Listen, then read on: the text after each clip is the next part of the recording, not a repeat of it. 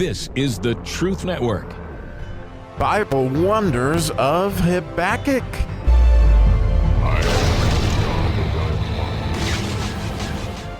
Who's God gonna call? Clod busters. Oh, we get to the Vav verse today in the first chapter of Habakkuk. How fun. And we'll just go ahead and jump right in. There's lots of digging to do. I'm going to enjoy this. For lo, I raise up the Chaldeans, that bitter and hasty nation, which shall march through the breadth of the land to possess the dwelling places that are not theirs. So, wow, it's just a beautiful thing that God disrupts and he dismantles and then he heals and then he restores, and that is the business he is definitely in the Vav verse of the Habakkuk story, as well as obviously all of Israel. And in my life, definitely for sure, I have had him raise up the Chaldeans.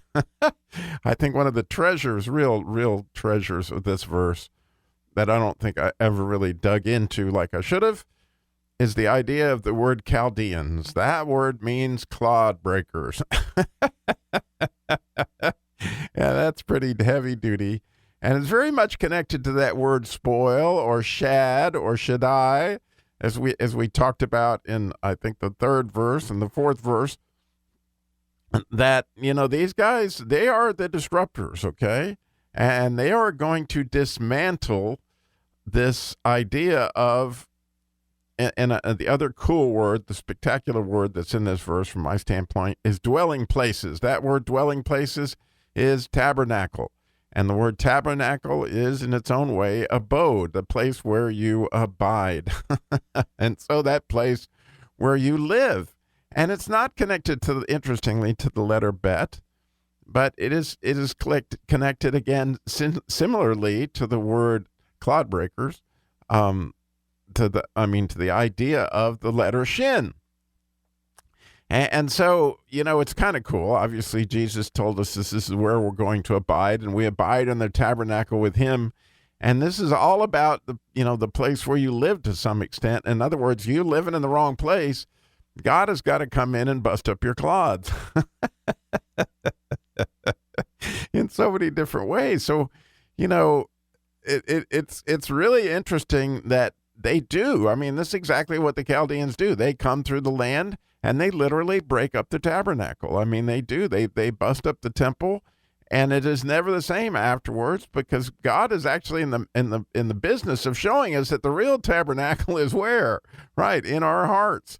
And so he just continuously busting up with these clod breakers our places where we choose to tabernacle, which is crazy, but nonetheless, I do it myself. And so, you know, I wonder, when you put these two verses together, the fifth and sixth verse, where he says, you're not going to believe what just happened. I wonder, when he was disrupting, dismantling, healing, and restoring you in your life, at some point, he did something that you just couldn't believe this was happening.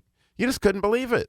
But it was totally, a big shocker as your clods were getting all busted up, right? And then he dismantles your abode place. That place is essentially where you have begun to live, so that he can heal it and restore it, so that you're literally abiding in Jesus rather than abiding in the place that you were. And so the story that comes to my mind, and I can tell you several, and I bet you've got them in your mind, where, man, I just didn't believe he did this. Well, we have this amazing ministry, and I had it for a number of years, called Masculine Journey. And we were being what I thought was so fruitful and so connected. It was Darren Kuhn, Sam May, and myself. And in May of, I think it was 2014, maybe it been 2013, when we thought we were just rolling, the ministry was growing, everything was going great, all of a sudden, the three of, I guess, what would have been leaders at the time, myself, Darren, and Sam, broke into just an unbelievable, I guess the best way to put it would be, this whole idea of striving, of contending with one another. It was horrible. I mean, unbelievable. And it led to a breakup of the ministry at the time, to where essentially Sam and I took one side, Darren took the other, and it was really a a brutal experience for all three of us. And later he restored it. I don't know that he's completely healed it. But nonetheless, it was where we were living, which apparently wasn't truly abiding with Christ, because we'd gotten to such a place in the ministry, I believe, we'll find out in heaven, that we were really abiding with each other rather than abiding with God. And so he had to come in there with the Chaldeans and bust up our clods.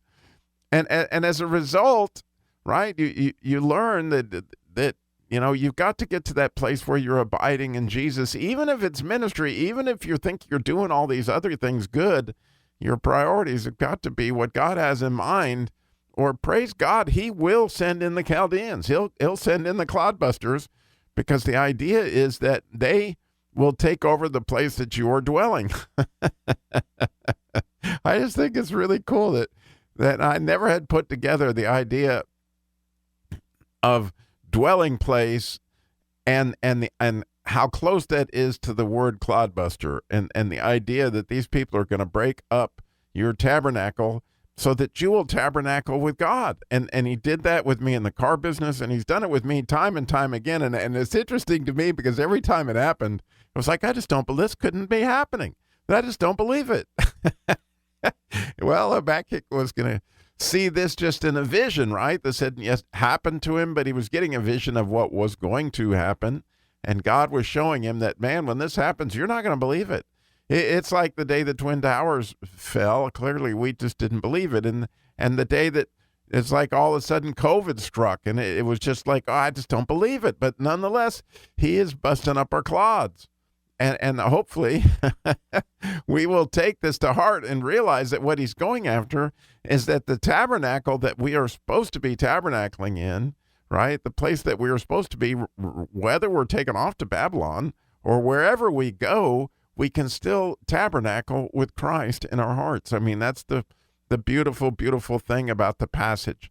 And so, I hope through this you maybe can re-understand some things that you're learning, but also, like me, I'm challenged to how can I abide, how can I be living with, tabernacling with God in the right place in all my relationships, in all my work processes, and all these different things.